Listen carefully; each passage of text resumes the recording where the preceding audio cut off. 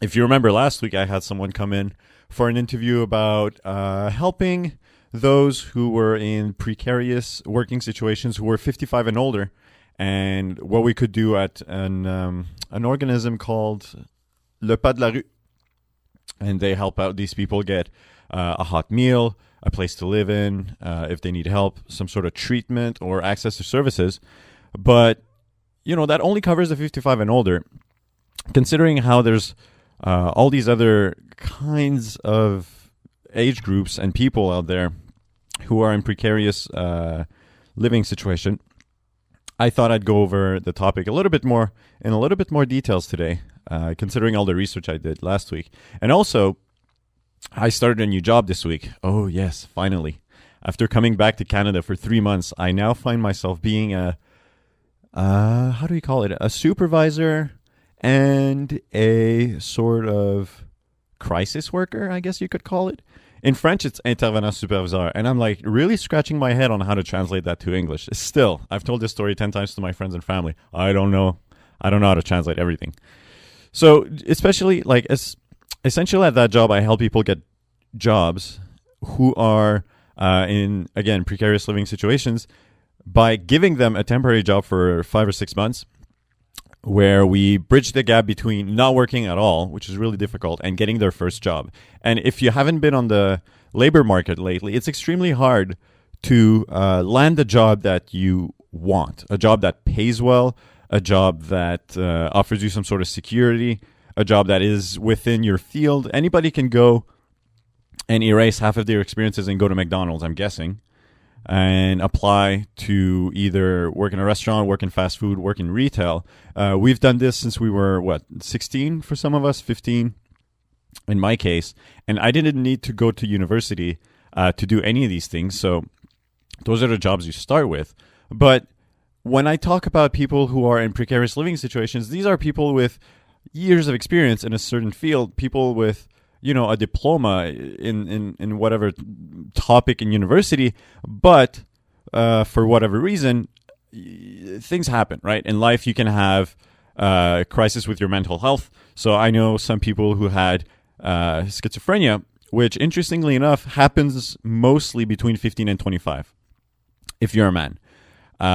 If you're above 25, if you're hitting 30, 35, the chances that you're going to have your first what we call schizophrenic episode, or your first experience with delusional thinking and or psychosis, it actually goes down dramatically to a point where you can kind of feel like you're going to be okay. So that's for men, 15 to 25. For women, though, I'm not saying it can't happen, but usually the averages go around 30 years of age where you get your first bout of psychosis. Again, those are averages, so if you have a family member like mine who has the crisis happen at another point in life, then it's completely okay. It's not going to, I'm not saying these are the only times that it can happen. So that can certainly put a dent in your plans to have a great career and do everything that you want to do in life. But also, if, let's say, you have, a family issue that you need to deal with, some sort of issue with your friends, things that means that you need to get out and go somewhere else. You need to move. You need to displace yourself. There's just a whole bunch of reason. Or, oh my God, you can't see it right now. Maybe you can hear it, but I'm a white guy. All right, cool. So I can tell you right now that when I was growing up and I did certain things like stealing wine or, some petty crime that we all sort of did when we were growing up, drinking alcohol in parks. And I'm not going to go into the list of things that I've done on public radio, but I feel like we all can relate to some sort of, we all did something that we wouldn't want our teenagers to do, but we sort of expect them to do. But I can definitely say that on the few occasions that I've had to deal with police, I can just go and say that I got no consequences. I essentially was told, don't do this again, and I was off on my way. And I know for a fact that if I had been part of a minority group or any sort of denomination that is oppressed by the police force, I would not have had that luck, that privilege, the word is actually, to get out of that with no consequences whatsoever, either to me or to my parents. And so, mental illness, family issues, or just our own little privileges make it so that we have an easier time going through life than other.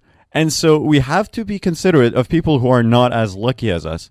If you think about all that I've mentioned, the 3 things I've mentioned, they are all due not to personal choice, but rather to luck, to your environment, to things that happen to you. Unless someone can tell me how to control their parents' behavior when they're a minor, when they're under 18, then I'm afraid that the environment is sort of imposed onto you, and whatever you get, you have to deal with. All right. So that being the case, when we work with people who have a difficult time finding a job because they've been through that sort of difficult situation, we have to consider a few things that until I started to work where I'm working, I didn't really think. I always thought that, oh God, no, I didn't really think this, but I had some part of my brain in the back of my head that was just telling me, if these people in the streets, if they just want to work, if they just really want to, they could probably get a job. Not a big job. When I look at, let's say, a person who greets people at Walmart, the person at the entrance who goes, hello, welcome to Walmart, that sort of thing. I'm figuring in my head that just about anybody can do that, right? That if you want to have that job and you can speak and stand up on your 2 feet, then you'll be okay. So as I was growing up and I was naively understanding society, I used to have this weird belief that, well, if you just really want to, you'll be okay. You'll find a job. But God, there's so many difficulties that make it so much more difficult to find a job in that situation. For God's sakes, if I don't sleep well and I don't eat breakfast, I stay on my couch all day and I play video games. Like, it's literally in my own life that is so comfortable. I have difficulties with motivation on an everyday basis. Of course, I'm productive. Of course, my place is clean. I go to work, blah, blah, blah, blah. But at the same time, I eat healthy foods. I eat my vegetables every day. I was vegetarian for a long time. I exercise as much as I can. I stretch in the morning. I have healthy relationships with my friends and parents. And even with all of that, I struggle to get up in the morning. So who am I to judge people who don't have family relationships as strong as mine, or family relationships that needed to be broken off in order to have some sort of semblance of mental health?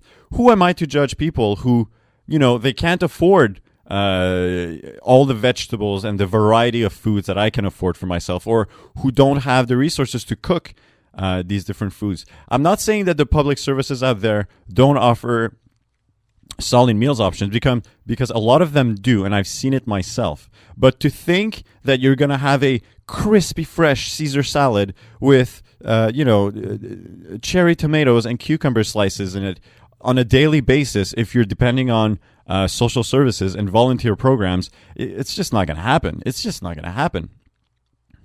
So what do we have? We have family relationships, we have food, and then you look at these people in the streets. Imagine this. Imagine you're sleeping poorly on a bad mattress, and you get woken up intermittently by who? By people who, in their case, I'm guessing the cops or any sort of employee who are telling him, hey, get out of my metro station, get out of this, get out of that. Or if they live at any of the shelters in Montreal, they have to leave at a specific time in the morning, which, it's fine, I guess, because you have to run this place a certain way. You can't have people stay forever, so I understand it, but I'm just noticing that in terms of sleep pattern, it must be incredibly difficult in those people's situation to get a good night's sleep, to have a mattress that you get used to, which is a super privilege that I never thought I had until I went to China and I essentially slept on plywood. Now, fortunately, you get used to sleeping on really hard surfaces, and actually it's quite comfortable. Now that I'm back on some soft mattress, I can't get comfortable again. My back can't handle it. I would rather be straight on sort of plywood plank with a half-inch cushion on top, like I did in China, than some of the mattresses that I've been living on back in Montreal. But that aside, the point still stands that when you're in a precarious situation, you have to figure out how to deal with your health, with your mental health. And if you can't sleep, you can't eat right, your relationships are a little bit all over the place, especially with your family, but also with the kinds of relationships that you have when it comes to consumption and drug addiction, if all your friends are in the same circle as you, it becomes difficult. Now, if those friends and yourself decide to fight back, so to speak, and to get better together, then there's an argument to say that, yes, that would be a positive aspect of your social relationships. But at least some of the time, if not most of the time, if not all of the time, that is not the case. You're going to be surrounded by people who are going to enable your addiction and enable your consumption one way or another. So to start the show, I wanted to lay the groundwork as to the situation that we're dealing with and just how difficult it is for us in our normal life to, function and live. And so by extension for them, without all the privileges that we enjoy on a daily basis, to do pretty much anything, to have the motivation